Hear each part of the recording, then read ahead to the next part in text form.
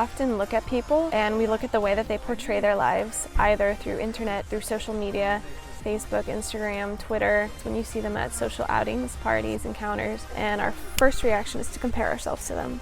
Our first reaction is to go into, what do they have that I do not?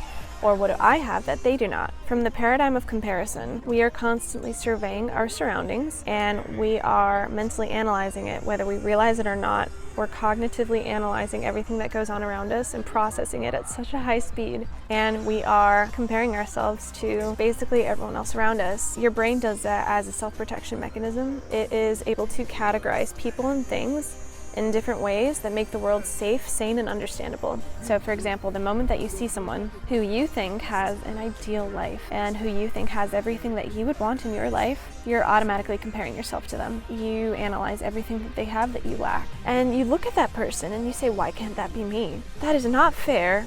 And the biggest one of all, that should be me, not her or him.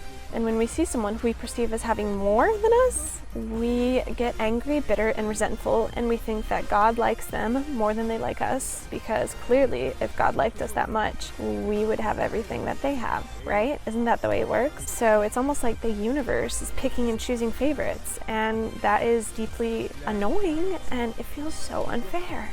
Why is she wealthy and why does he have a perfect body, and how come they have 3 kids who are well behaved and they're in private school, and why does that couple get to travel the world together, and how come he has his dream job and I don't, and why did she get that new car because I've been saving up for that car for 3 years but she got it before me. There are constantly ways for us to put ourselves down because we're looking at other people from a point of comparison, and also from labeling and stereotypes. However, when you do that, it's so limiting, because the fact of the matter is, you know nothing about them.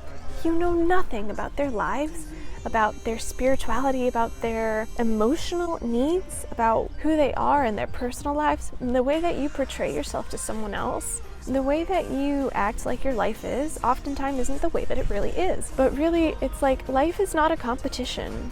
Calm down. Stop trying to put yourself above everyone else and put everyone else below you. Because like I said, life is not a competition. So stop competing with yourself.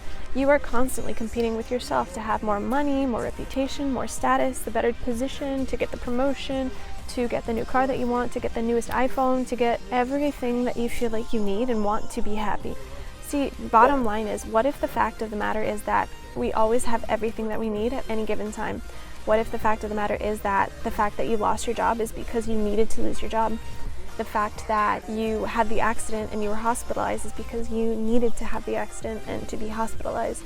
And the fact that because you had to drop out of school is not a reflection on your personal failures and your personal inadequacies. It's a reflection of the fact that that's what you need right now. You do not need to be in school, because if you needed to be in school, you would be in school. The proof that you have to validate the fact that what you have right now is exactly what you need is the fact that if you needed something else, you would have it.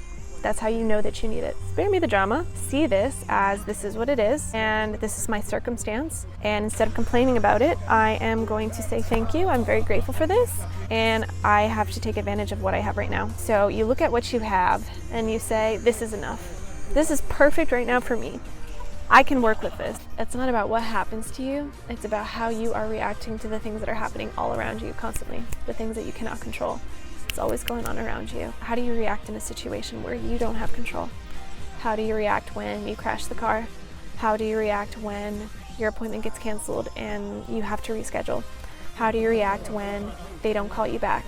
How do you react when they break up with you? How do you react when any of the multitude of painful life occurrences happens to happen to you? You look at your situation right now and you say, I can work with this. This will be fine. And I don't care what your situation is. It does not matter what your situation is. It's not a competition to see whose life is the hardest. It's not a competition to see whose life is the easiest. It's not a competition to see who has suffered more, who has had more pain in their lives, who has had more joy in their lives. It's not a competition between this is fair and this is not. She got this and I did not. He was successful and I was not.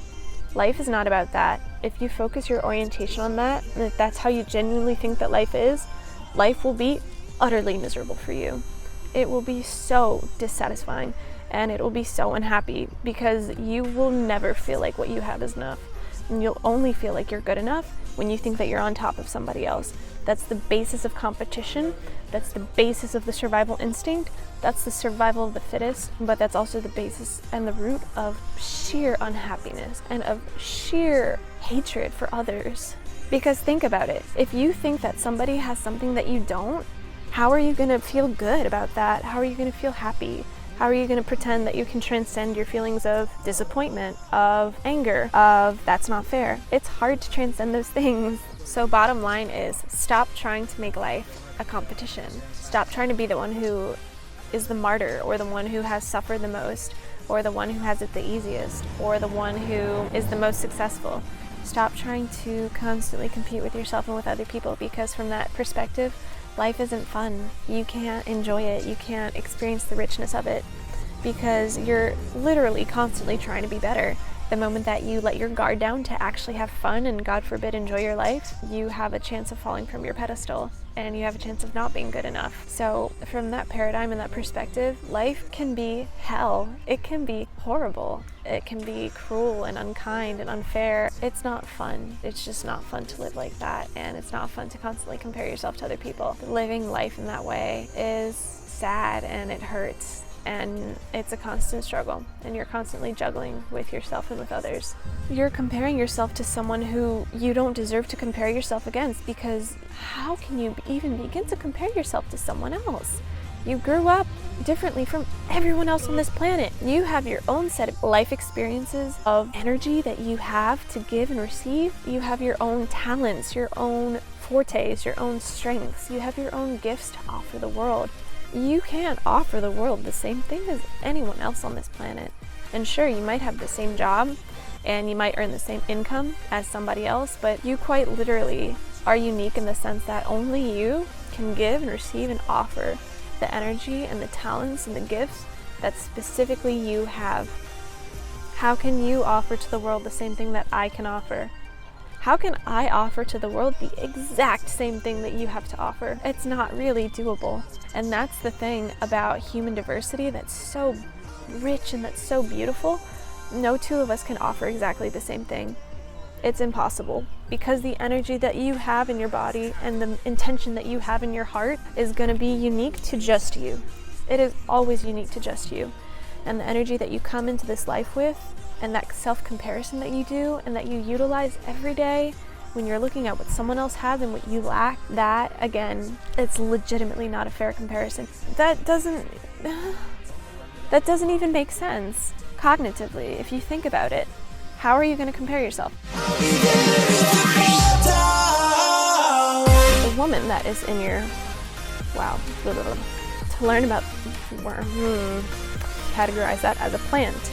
A plant is different from a human. A human is different from a dog. Jesus. Let's try that again.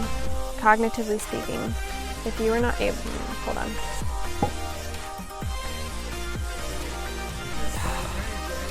And conversely, au contraire,